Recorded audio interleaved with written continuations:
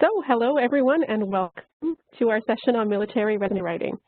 I quickly want to introduce myself. My name is Natalie McClellan and I am the Employment Education and Training Coordinator with Military Family Services in Europe. A little bit of an about me. As well as working with Military Family Services in Europe, I am a professional resume writer and I have been for 11 years now. I am a certified professional resume writer, as well as a certified resume specialist in military to civilian transitions. So military resumes are really my specialty. It's what I really enjoy doing. I am also a certified employment strategist, which means I can give advice and guidance on general employment decisions, job searches, and etc. I have received several awards over the years for my work, National Resume Writing Awards in categories of career change, executive, new graduate, creative resumes, and I regularly write a column for the Canadian Military Family magazine on career-related issues. And I'm telling you that first so that you know who I am, what I've done, and why you can trust what I say. But second, I like to do this as a really good example of the kind of information you should be providing about yourself in your resume. I could just tell you and skip this slide and just say, hey, I'm a resume writer, been doing it for a long time, let's get going. But when you provide this proof, when you show your certifications, when you talk about the results of your work, you're building trust with your reader, and you need that if they're going to select your resume out of that pile. So what are we going to cover tonight? I've broken it down into sort of three aspects of the resume writing process. The first is just a quick intro, actually, to who are you writing for. If you can understand who you're writing for, it does help to simplify the process of writing a resume, because who you're writing for is not as simple as most people think it is. The next stage is sort of the gathering and translating of the information, and I put a big arrow beside it because this is really the part where military resume writing is going to differ from what I would tell to anybody else. How are you going to get the information? What are you going to say about it? And translating it, I really mean, how do you take it out of that military speak and make it something that's relevant to a civilian job? And then the last part is the writing and the organizing of the content. So taking everything you have and figuring out what actually goes in the resume, and also sort of how to make it pretty. We won't take a lot of time on the pretty part, but it's still important, just making sure it's organized properly and presented well. So we're going to start with the audience. Who is your audience for this document? And this can be looked at as sort of three groups. Depends on who you talk to. You could break it down further, I'm sure. But the three groups that I think of are, first of all, the gatekeepers, likely to be the first people to see your resume and to do that initial sort of scan and sort of the resume. Depending on the size of the organization, this might be a human resource clerk, it could be an admin assistant, somebody's secretary, receptionist, summer intern. I was doing this kind of work years ago when I really, to be honest, didn't have much of a clue about the organization, but I was given a job description and a pile of resumes and told to, pick the best 10 that matched the job description. And that was what the executive director was going to look at. So you've got your gatekeepers, you've got decision makers, which is again, so the executive director, the hiring manager, the department manager, the business owner. And then you've got computer scanning systems, also known as applicant tracking systems, or ATS. That's how they're becoming known, and how you might have heard about them if you're reading on the internet about this. Often HR departments will initially use some sort of computer software to scan resumes and sort them before a human goes in. And this is very popular in larger organizations where you tend to get hundreds of applications per job, and there's just they don't have the resources to have people sitting and reading and analyzing hundreds of resumes. So the computer does it first. So what you want to think about is what each of these categories of readers needs from you. So how do you write to meet their needs? When you think of the gatekeepers, they are people who have limited time, likely. they probably don't have the same understanding of the material or of the job requirements as a decision maker might, or as somebody who's doing the job. I might be an HR clerk in an IT company, and I know nothing really about IT. I might have just been hired there 6 weeks ago, and my job before was an HR clerk in a hospital. And so I had adjusted to a healthcare system, and now I'm just moving into an IT system. What I know is hiring, but not the subject matter.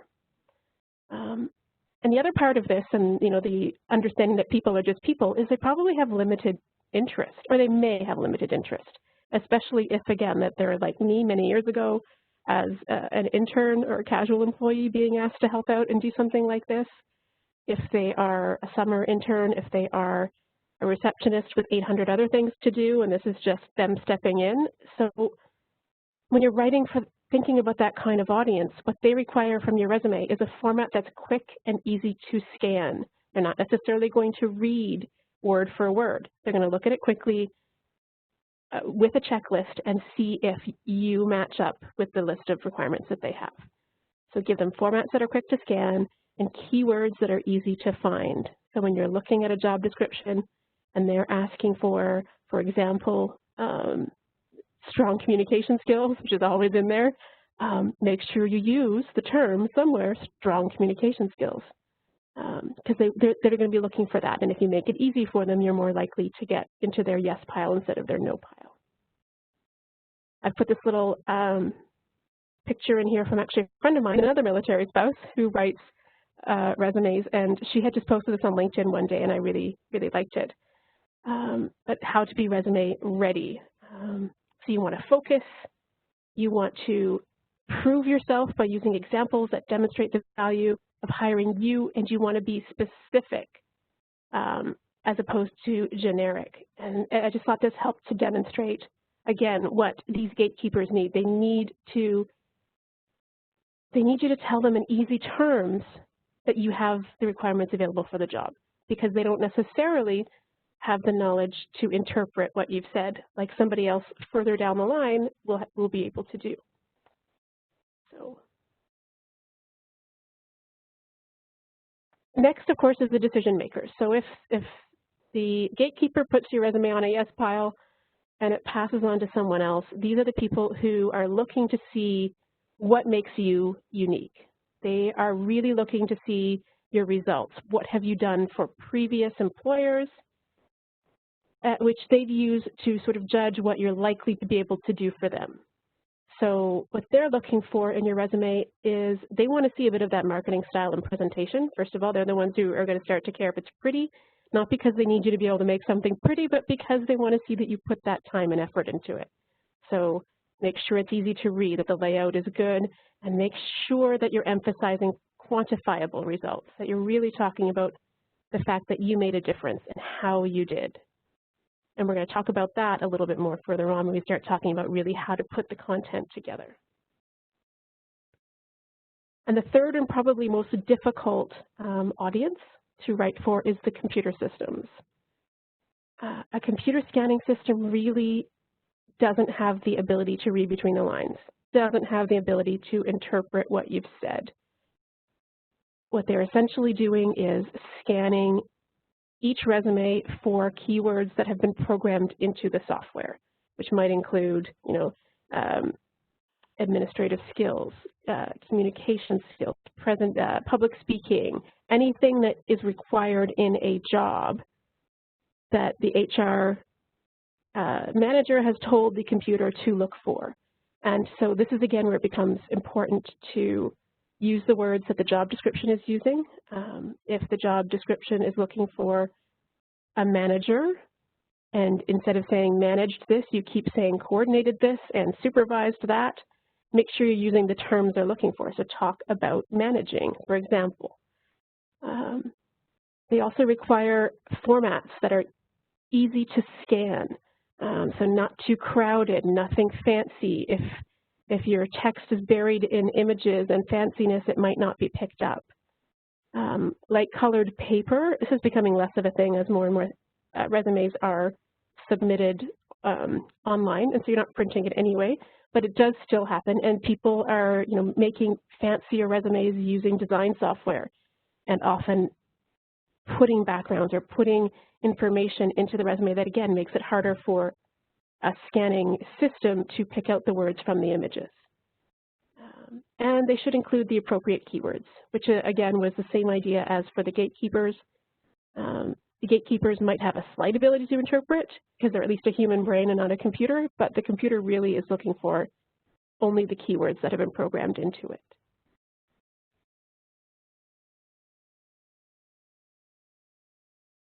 So having spoken about who you're writing for, we now want to talk about getting ready, getting in there, getting started, getting ready to write.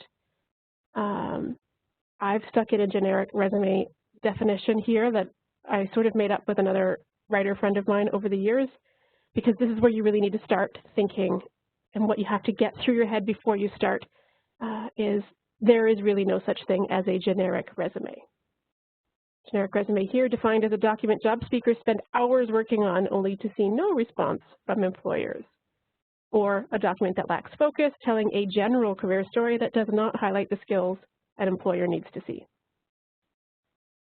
So generally speaking, you always have to start by knowing where you're trying to go. You have to have a job target in sight before you can start to write your resume. It doesn't have to be a specific job, like job ID number 23572 at this department, but you have to know that you're applying for entry-level accounting jobs and not mid-level marketing jobs. You can't write a resume and then send it everywhere once you decide what you want to do. And that is something that, especially if you're in the early stages of thinking that you want to transition out of the military, I talk to clients and potential clients all the time who write me because they want to get started on their resume, they're ready to release from the military, but they don't yet know what they want to do. They have 4 or 5 different ideas that are so different that there's no way to write one resume that could be used in all situations. Sometimes we start with one, or we find 2 or 3 of their ideas that are close enough that we can write a resume that they can then modify to work for each if they really want to get started right away. But often I'll tell them that's great, here's what you got to do, and here's what I need before I can actually quote you. You can't know what information to include until you know what your target employer wants and needs to know from you. So you have to get started. The first thing is to always decide where you're going. And then you can start to collect the information that will help you get there.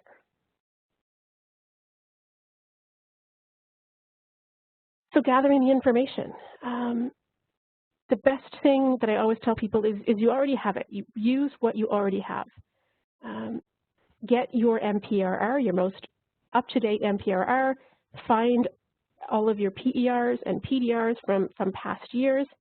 I mean, I say past years. I would say it's ideal if you have the last 8 to 10 years. You might include older stuff on your resume, but not in the sort of detail that you'd need to be pulling stuff off of a PER or PR necessarily. You don't really want to be including any detail on your resume that's more than about 15 years old. If you're listing things that are older than that, it's really just listing, job title, location, date. You may have a brag book. A lot of the military clients that I work with do, but also a lot don't. They were told to have one and they just never really got around to it, or they were never told to have one in the first place. But essentially a brag book would be, your day-to-day or week-to-week collection of the things that you've done, things you've achieved, things you're proud of, etc., just so you have it when it comes time to help write your PERs. And also any letters of recommendation or commendation or anything else that you may have received from someone in recognition of what you've done that highlights your achievements. So think about all of the things that you have. Think about the ones you don't have that you might be able to still get easily before you leave the military as well. It becomes a bit more difficult to get these documents once you're out, of course.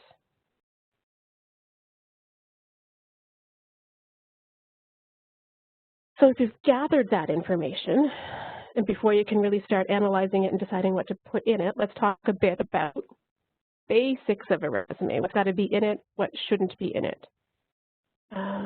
So when you're starting to write your resume, and this is just a random collection, so I'm sorry if some of it seems a little bit out of place, but the key things to think about, remember to use white space and to use margins. With resume writing, because we're always told, some of us, we're taught never more than 1 page, others, it could only be 2 pages, others write them as long as they want. And so you're always trying to crowd pieces of information in, but it's still important to make it readable. You want to have white space around the edge of the page, ideally a 2-centimeter margin all the way around. And space in between each section just so that the reader knows, their eyes rest very briefly at the end of a section and they know you're about to switch topic from experience to education, for example. You need to use a legible font size. Well, legible font for one, which I didn't say here, don't choose anything fancy, but you want your font size to be somewhere between 10 and 14. For the main content, I would say between 10 and 12. Anything bigger than 12 is just a bit too big, and it just looks almost like using all caps. It looks a bit like you're shouting. Your resume should always include dates, including gaps in employment. Don't try to cover them up or hide them. It just looks bad, and they assume that you're hiding something bad, essentially. You really only want to include a maximum of 15 years of detailed experience. I say 15, a lot of writers actually say 10, so I'm giving you an extra 5 for all of you who are thinking that's not enough. Again, anything older than that, you might list just, in points just to show that, yes, I've got a 35-year career, for example, but the reader really doesn't want to know the details of what you did longer ago, because what's important to them is what you've done recently. So maximum of 15 years and or about 4 or 5 positions. You don't list overly personal information, so your birth date, your marital status, your religion, none of that goes on your resume. I don't even put street address on a resume anymore. It used to be quite common, but you can do a lot more with somebody's street address nowadays, and using the internet and figuring out a lot about the person. Identity theft is a problem, so you might not want to use a street address or mailing address, but always city and province, and then email and phone number so they can contact you. And the last thing to think about before you get started is, I did put it in all caps here, do not use resume templates. If you go into Microsoft Word and you tell it that you want to create a resume, it might have updated it since, but it had your standard 3 templates everybody in the world was using for their resume. And as soon as the hiring manager opened it, they said, oh, it's one of these. So they're immediately recognizable. They're also not very good. They don't organize the information very well, so just avoid them. It's relatively easy to create a pretty resume without using a template. You don't need anything fancy.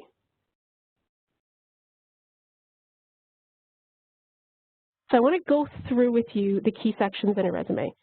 And as I go through this, I will be jumping sort of into examples and into specific military points. So again, sorry for jumping around a bit, but it was actually the easiest way, because if I go through all the sections and then I go back and start talking about information that's important for writing each of these sections, it also gets confusing. So bear with me. So we're going to talk about the sections, so including your contact information, a summary of qualifications, your work experience or work history, and your education, professional development, certifications, etc. The top 4 that are listed there are basically the ones that really should be in every resume. There are always options, and it depends on your career and what else you've done and what else you need or want to highlight for a potential employer, what's important to them. There are certain jobs, if you're looking to get into policing or firefighting, for example, where your volunteer section is almost as important as your work history section. So you may include awards, you may include professional associations that you belong to that help to back up your legitimacy in a field. And you might include volunteer or community involvement, etc. I don't recommend things like hobbies and interests unless you can really drive home how they're relevant to the job. Otherwise, they're just taking up space. So you start with your personal information. Always put your name on the top line of the resume. A resume is immediately recognizable. Everybody knows what it is, and it should not start with the word resume or or etc.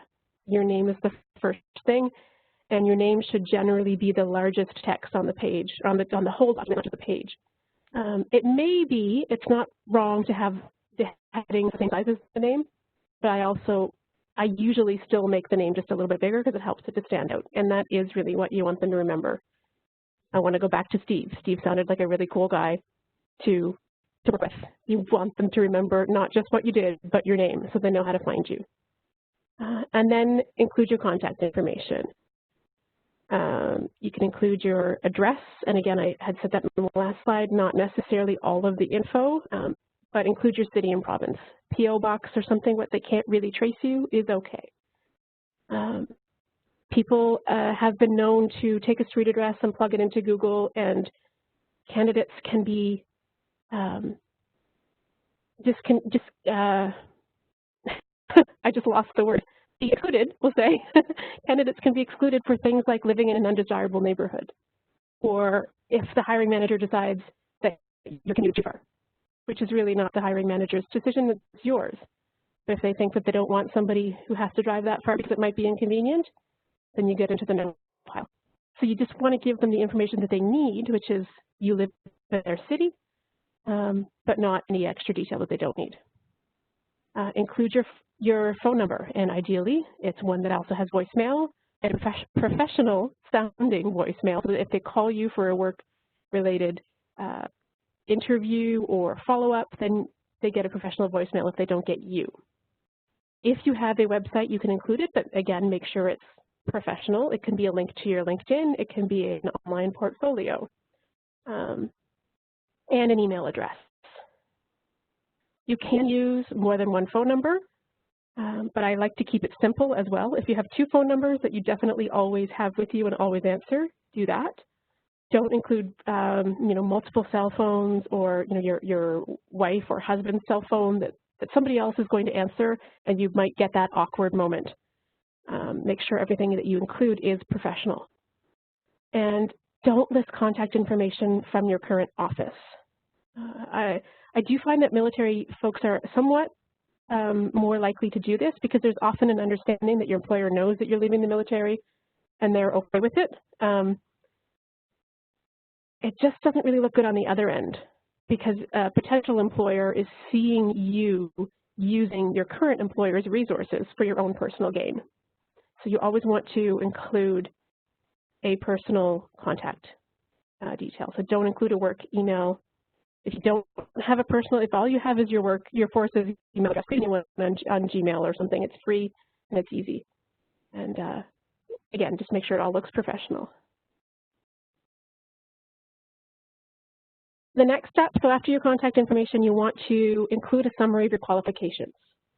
If you're roughly my age, or even a few years younger, I don't know when they changed this, but most of us grew up being taught to write a resume objective.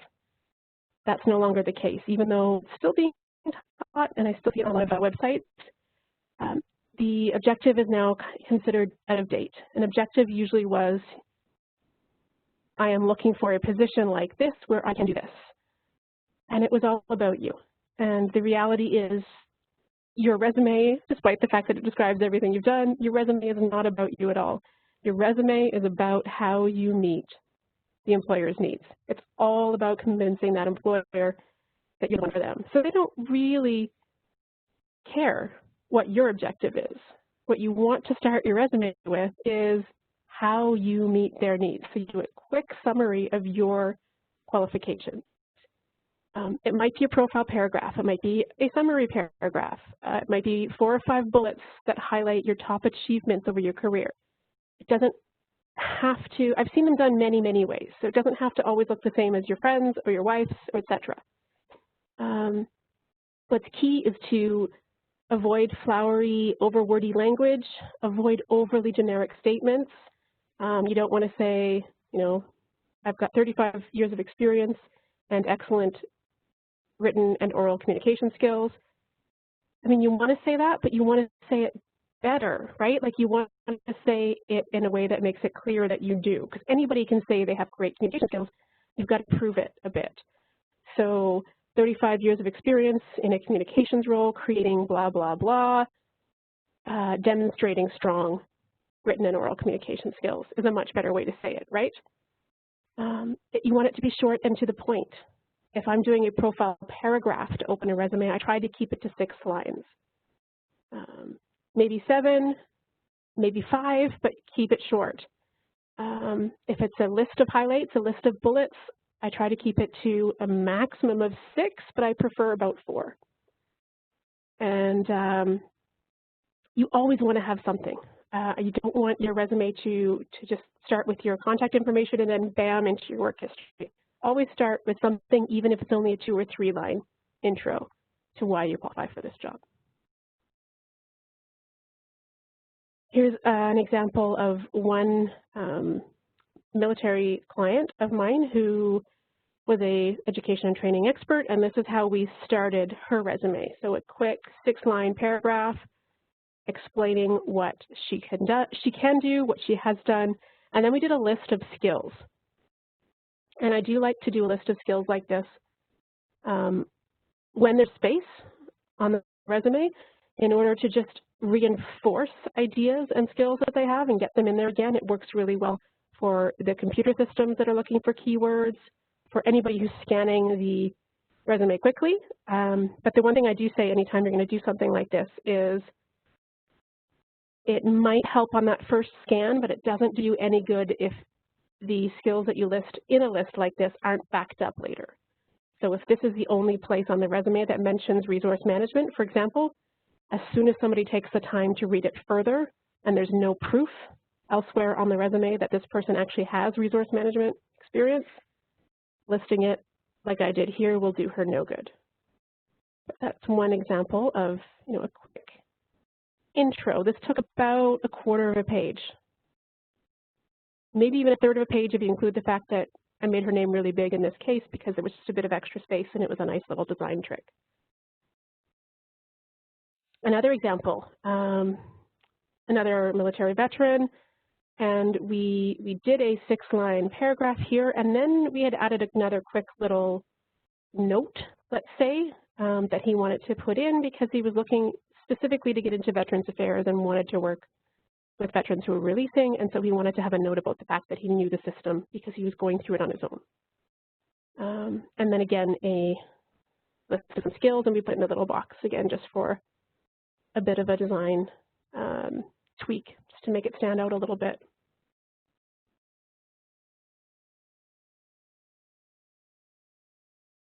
And one more in French, just for those of you who may be Francophone and struggling a bit to understand the examples I've used so far.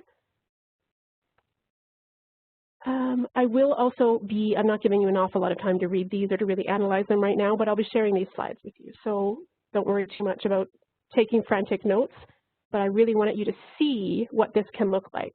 So you've got your name, your contact info, a title in this case, which you don't have to have before a paragraph, but you can, and then your paragraph here. And it is longer. It is longer than 6 lines, which is what I usually aim for. This is one that I wrote in English and then had translated to French, which inevitably adds length to a document.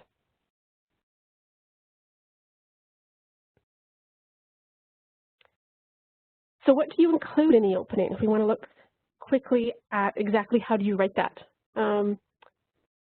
The opening section, the opening paragraph, profile, whatever you want to call it, of your resume is the part that you're going to probably change the most over the life of your resume, because it should always speak directly to the job, the very specific job you are sending it to that time. So look at the job posting and see the qualifications that they're asking for.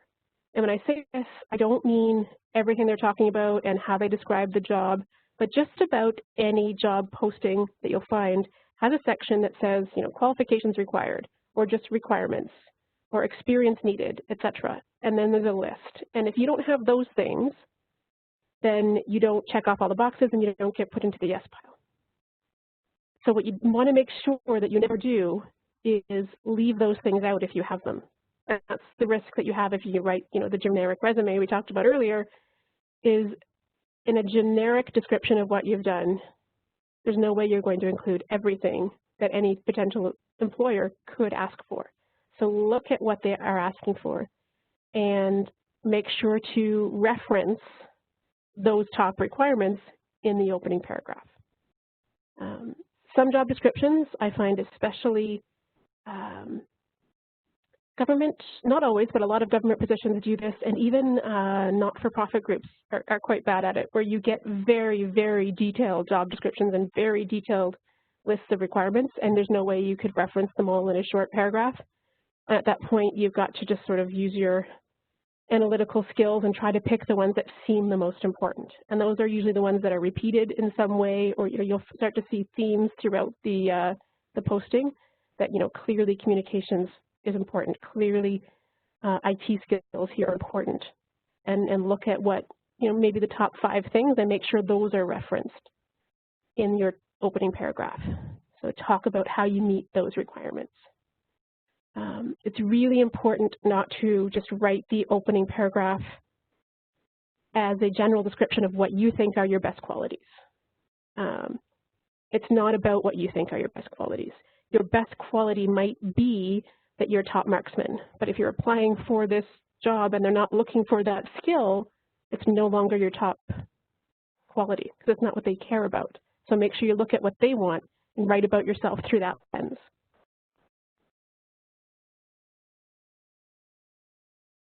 So then we get into adding the professional experience or the work history section of your resume. As you have probably seen or read somewhere at some point, there are 3 general styles of resume writing. There is the chronological style, which is the most common. It's the reverse chronological, actually. But it lists all of your jobs from the most recent back in time to the earliest. Education is listed the same, your most recent degree back to earlier. And it tends to, it really highlights well for individuals who have a very stable career history and a stable record of progression. You really see how they have worked their way up through a job or a system. But it can be a bit choppy if you don't have that kind of career, which is, for one thing, military spouses find that difficult because you're often in stages either without work or where you're posted somewhere where you can't work in your field, so you take another job. And that's where the functional style came in. It uses functional categories of experience.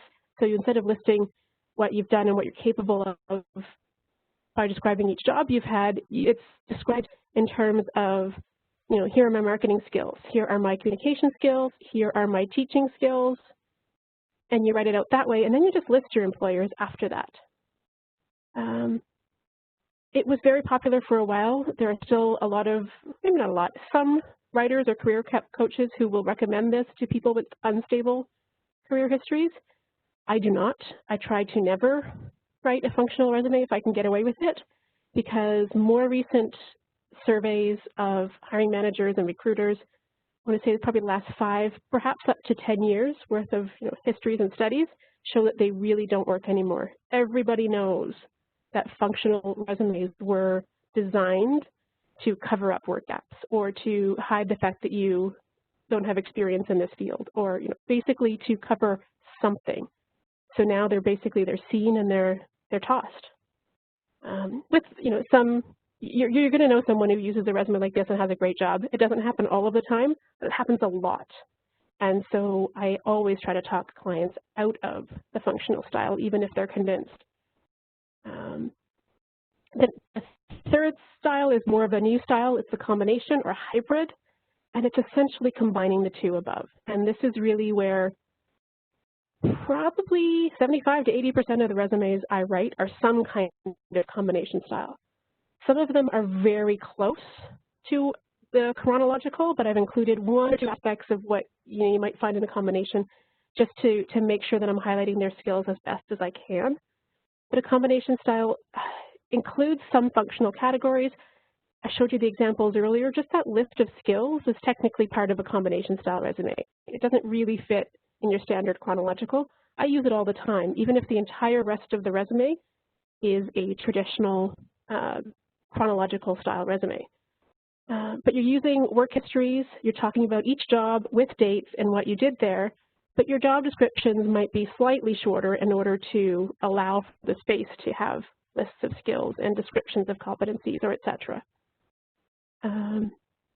It allows you to really emphasize transferable skills, which is great for people who are in the midst of a career change.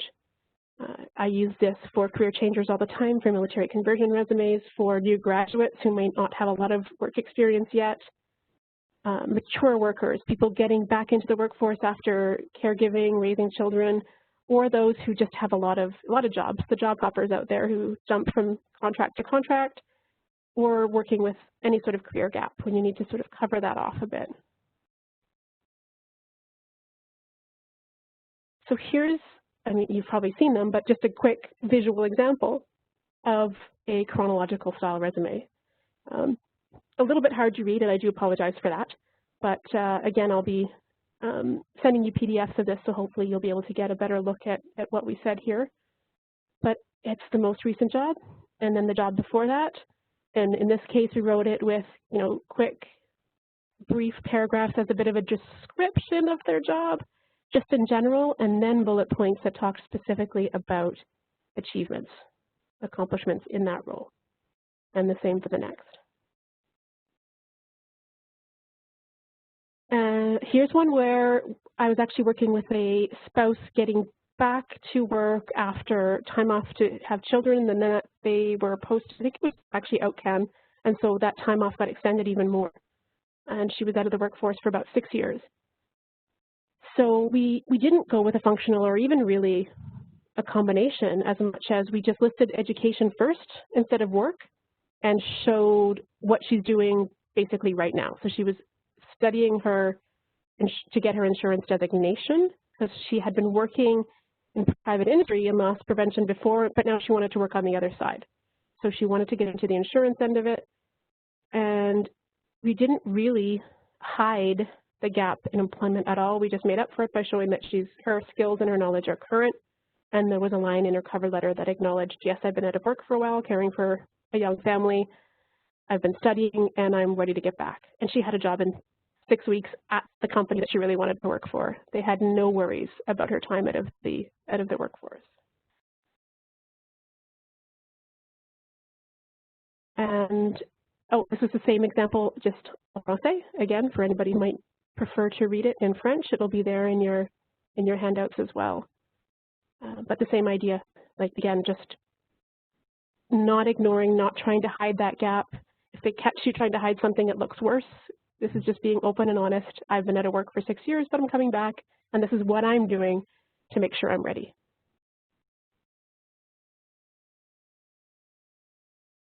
And a combination example. This is another military example, and we've used about 2/3 of a page to talk about her before we even get into the professional experience down here.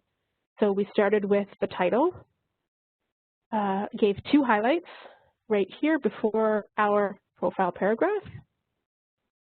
We did a list of competencies, and then we picked 6 sort of skills. I don't know if they're necessarily skills. Excellence through results is one, but 6 sort of categories of skills that were listed in the job descriptions that she was targeting. She had sent me 3 or 4. We analyzed them. We looked at what they really wanted, and we picked a 2-line example of how to show that she had that skill. And so that's kind of a functional style, but adapted into a chronological resume. And I don't really show much of the chronological experience down here. I just included a little bit of it just so you can show it's starting. But after we got through the breakdown of her skills, we got into the chronological work experience.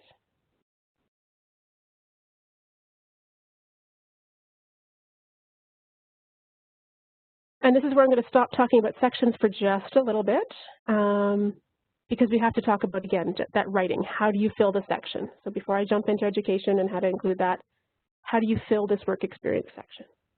What do you write about? What kind of info goes into it? What you want to do is focus on action and results. You want to use action-oriented language. Do not use the words and phrases responsible for, duties included, completed such tasks as. I've seen so many different variations of it. What you're doing there is you're setting up a list of tasks. You're not talking about yourself at all You're describing your job so generally, and you're describing it passively. Even if what follows, responsible for isn't generic, you're talking about what you did passively instead of actively. Instead of responsible for managing an office of 20 people and a budget of 20 million, just start the line with managed. Managed an office of so many staff and a budget of this many dollars. It's a bit of a psychological trick. It requires a lot of information I'm not going to share with you right now, and the analysis of how people read and how people take in information. But if you use that action-oriented language, and if you start your bullet with the verb, it's just much more powerful, read and understood and retained, much easier. The impression your gets of you is active as opposed to passive, and that's what you want. You always want to make sure you're not boring your reader. Lists are boring to read. They don't separate you from the crowd. If you take a list of the tasks of an HR clerk in the military, and that's what you put on your resume, how many HR clerks are there in the Canadian military right now? What you've written is what every single one of you do. So you've done nothing to help yourself stand out from everybody else who's got the same training as you. You might be the best, but you're not showing it. So what you got to figure out how to do is show it. So you want to be specific and use examples from your career. The line that I always use with my clients and when I'm working with writers, I have contract writers who work for me, and this is what I try to drill into their head, is everything on the resume should be saying what you did, how you did it, and what the result was. The only part that I'll kind of waffle on a bit is the result, only because sometimes, depending on the kind of work you do, the result is not immediately apparent. You might not know the result yet. So you kind of get around it by talking about what the intended result was. Designed a new program in order to improve efficiency. You might not be able to prove you improved efficiency, but that was the intent, and that's what it's doing. So you always want to be very specific, and that just shows the reader that you're not just going through the motions and completing tasks as they're given to you, but you're succeeding. You're doing it well, and then that makes them more likely to want to call you and potentially hire you. So again, here, instead of saying responsible for a crew of 2 staff officers, 6 NCMs, who manage HR and financial tasks, mix it up. So you managed and supervised a staff of 8, including 2 managers and 3 supervisors, and ensured a 98% completion rate of all financial claims within the 30-day standard. I kind of made that up off the cuff, and that might not actually make a lot of sense if this is your job, and I apologize. But it's it's thinking about what you did. If somebody put you on the spot right now and said, what did you do today and prove to me that you did it well, what could you say? Well, I know that I'm within my standards. I know that I'm exceeding standards. I know that I saved the military $300,000 on the equipment purchase I managed last year. I know that I brought in additional revenue to the fund that I was managing by reorganizing the way that we were charging. Whatever it might be, prove that you benefited either your employer or your clients, and that's what they want to see. And the other key, of course, when you're talking about military work is avoiding the jargon. Military acronyms, terms, definitions of words, they often just mean very little to anyone outside of the military community. Even within the military community, I mean, not every spouse or family member understands what their military member is talking about all the time when they start talking work and they start throwing the acronyms around. You don't want to fill your resume with words that only you understand, obviously. This is more important to some resumes than others, depending on your target job. If you're leaving the military and you know that you're applying, you're applying for a public service job at DND or with a military defense private company, of course you can get away with a little bit more, but you still, like we talked about earlier, who is your audience for your resume? In either of those locations, the original gatekeeper who gets that resume might not have the same knowledge of this military terminology as the decision maker will down the road. So again, don't overcomplicate by using the jargon. Just translate it into the terms that the civilian world is using if you're applying for a civilian job. So what I want to jump out really quickly and review is actually in the other presentation that I have here. And again, I didn't shrink this and make it fit in the other presentation because I want to provide this as a handout and just this way. The first one is just some definitions, or not really definitions, but words, but what you might say in the military versus what a civilian would say. And so just think about it. TD is my favorite. Nobody knows what TD means. My husband does this all the time, and he's talking to family or friends and talking about being on TD, and he's like, it's business travel. He's traveling for work. But posting versus relocation, your mission versus your responsibility, your task, your objective, etc. One of the big things with military resumes is talking about situations when you're in combat, or talking about your weapons knowledge or weapons, your technical knowledge, not just the ability to use them, but to repair them. So it really doesn't have an equivalency. I tend to convert it and talk about ability to work in hazardous situations, to handle conflict, to if it's the mechanical side of it, it's that mechanical aptitude to work with complex machinery. It's all about taking that skill that you have that is very important, but don't let the reader think that it's not relevant to their workplace. And if you put it in military terms, that's likely what's going to happen. Put it in the terms already that they know are relevant. So switch that, instead of talking about working in combat situations, talk about working in hazardous conditions, and you have the ability to handle that, and that translates to their workplace. What else do we have here? Job titles. There was a few of them on the other page, but a few more here. These, of course, are only examples. What you do as a sergeant or as a captain or as a major is different than somebody else, and so you might not be able to use the same equivalency. But job titles don't always translate, and so you don't want to necessarily only include your current job title. You never want to lie. You can't just give yourself a very fancy job title and just go with it. But you want to maybe include in brackets after your official job title what the civilian equivalent is, or the opposite, which I've also done. I've included team leader as the official job title on the resume, and then put in brackets either the rank, or in this case squad leader, or whatever that official title is, because sometimes the official titles in the military, and it's not just the military, I worked in government for years and it was the same, the official titles can mean very little to anyone outside of the organization. Program officer level 4 was my title for 3 years. It means nothing to anyone. So what was the actual functional title of what I did? That's what's on my resume. So again, this is just a list of some good approximate examples. And you might be a captain who uses senior administrator as their title on their resume, and vice versa. But it's a really good place to start when you're not really sure how to present yourself. Training is the same. We're going to talk when we get back into the resume sections and talk about education. You've got a lot of training from your military years, more than most private employees, more than most public service employees even, and the rest of the world is jealous of that, but they also don't understand it. So you want to make sure that your training achievements don't get lost. So I always try to find a way to translate them quickly or in a bullet point of different ways for different resumes, and depending again on their target and the likelihood of that organization understanding military training.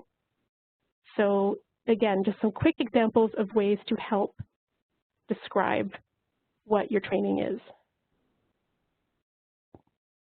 And then this list here is actually extra. I don't really have a lot of time to go into it on this in this presentation, so I left it in so you can explore it on your own. These are only 4 examples that I recommend you look at, but they're university and college equivalencies for your military training, which can be very helpful if you find yourself in a situation where you perhaps don't have a degree, but a job is asking for the equivalent, they're allowing for equivalence. They want a 3-year degree or the equivalent in training. And so you can look at the list that, UMB is willing to give these credits for military training, or Manitoba has a very extensive website as well. So if you can show that your various trade-related and generic military training are accepted at universities for up to, 10 credits, 12 credits, whatever it might be, depending on what you've done, that can help you get over that equivalency hump as well. It might not be directly in your resume, it might be explained quickly in a cover letter or in an additional submission later in the process. And I've also included just additional resources for you, and we can go back to those later, but just places to find good information for writing your resume. So I'm going to jump back into the general and keep going. So the next section that you're going to include in your resume is your education/training. We just did discuss quickly that you have a lot of training from the military. You've got a lot of small courses, online courses, all the stuff you studied over the years. Include only training, of course, that's relevant to your target job. So include any degrees, any diplomas, etc. Even if your degree or diploma, by the way, is not particularly relevant, those are great to include because they just show that post-secondary education that shows your ability to learn and to analyze and to think. But if, for example, I have a Bachelor of Science in biology, I do not use it to write resumes.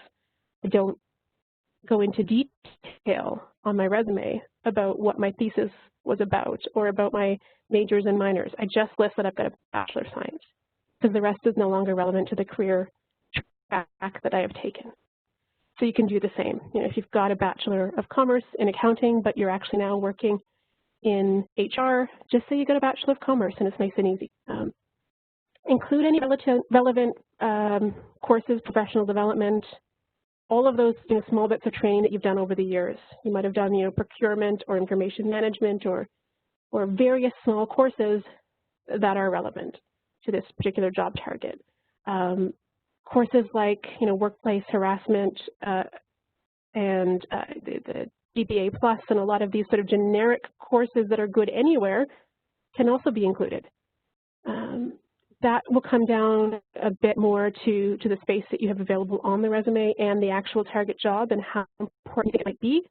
But that kind of knowledge is useful in any workplace. So if there's space on the resume, you can always include those. And then, of course, any certifications or licenses that you may have. Depending, again, on your target and how many, you can separate these out as well. If you have a list of 5 or 6 certifications, don't mix them in with your degree, keep them separate. So here we've got, again, the end of a military resume. We saw the beginning of this one before, but under education, we've listed Bachelor of Military and Strategic Studies from RMC, and then a separate section for training and professional development, and selected from their long list of training on their MPRR, the ones that, between the two of us, we decided were relevant for the job target.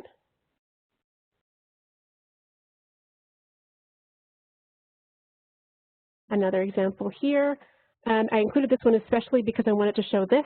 The client didn't have a degree yet. They were studying online through Athabasca, so they have credits toward their Bachelor of Business Administration. And so then we just listed quickly coursework in.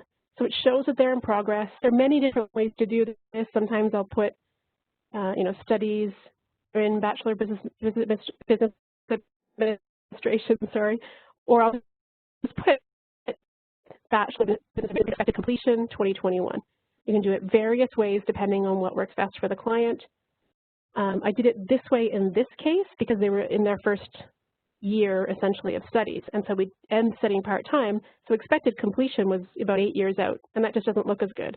So we just said, no, we're studying, and we've studied marketing and business and critical thinking, and made it look as impressive as we could essentially.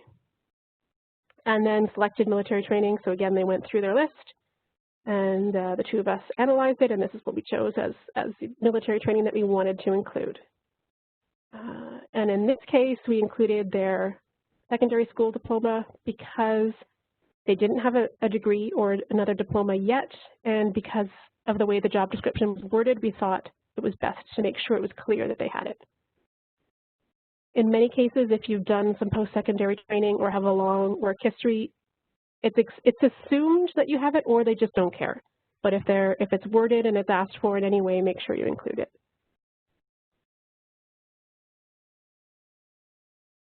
So then you get to the optional sections of your resume, and these might be the honors and awards, professional associations, volunteering, community outreach, certifications, publications, presentations, all kinds of things depending on you and what you've done.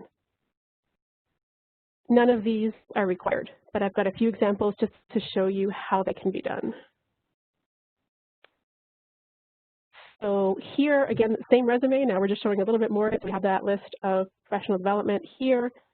And for community engagement, this was a person who was very involved in her community, but not with very clear, I volunteer with this association, this is my title with them, and I've been there since 2007. It's more, she does regular speaking, community engagement. She's asked to take part in certain things, or she just kind of shows up when something interests her. And so the easier way to do this was to say that she engages regularly in community speaking in both official languages, and then give a couple of examples.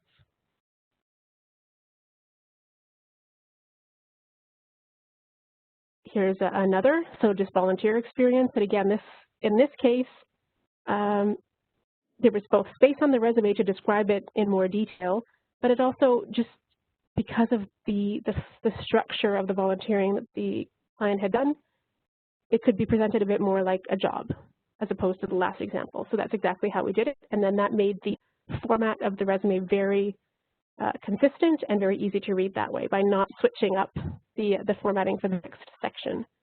So just said where he had volunteered and a good description of what was done.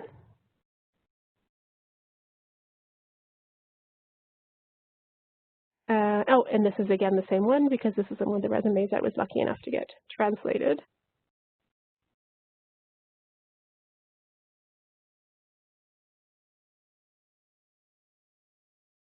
And then awards. Awards is one of the ones that I will often drop off resume if I'm running out of space, depending on what the awards are and how important they might be to start. In this case, I just kept it brief, and we listed the client's CD with a brief description because her job target was well outside of the military realm, and we wanted to make sure that they understood basically what this meant. And then we listed a top-ranked student award just to show that sort of academic excellence. We're talking about awards here, but you can also look at the education and development section because, again, this client's target was well outside of the military realm. The worry was that they wouldn't understand what she had done and learned and achieved, and so we included her training with descriptions. They're brief, they're generic, but they really help to show what she had done and what she had learned for somebody who just wouldn't know what that training actually included. And then we had a list, and instead of looking at like we had before, because we were cognizant of space, we listed some of the titles of her additional training, just in a bit of a note in italics. So again, another way to get that in there.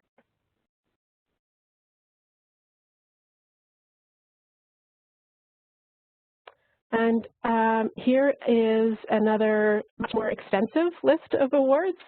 And this was done specifically because of the type of application. This was a non-standard application that we were sending in where we deemed that it was important to list all of somebody's awards. And he had some impressive ones, again, so why not? And in this case, space wasn't an issue. We had a character limit that was very generous, and I think the resume was about 4 pages long in the end.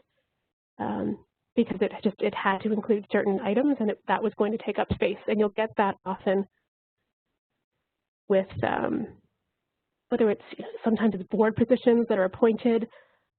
Certain level of government positions will be like this. There are certain things they absolutely want to know, and they want to know it in a certain way. So writing the job description, they will say, send us a resume and a cover letter not exceeding, like 12,000 characters or something. And so you've got so much space.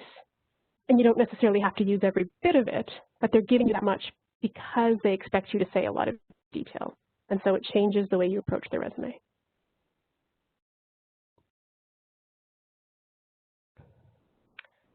And there we have it.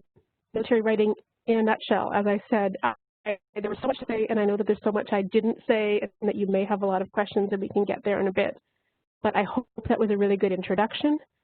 I encourage you to go to MFS's YouTube page and view our our resume writing videos. They're available in English and French, and they will cover all of the writing sections that we just talked about here. What they're missing is the military bit, and so that's why I tried to focus a bit more on that tonight. Thank you for your attendance and for listening and for being here, and I hope to have you back another time.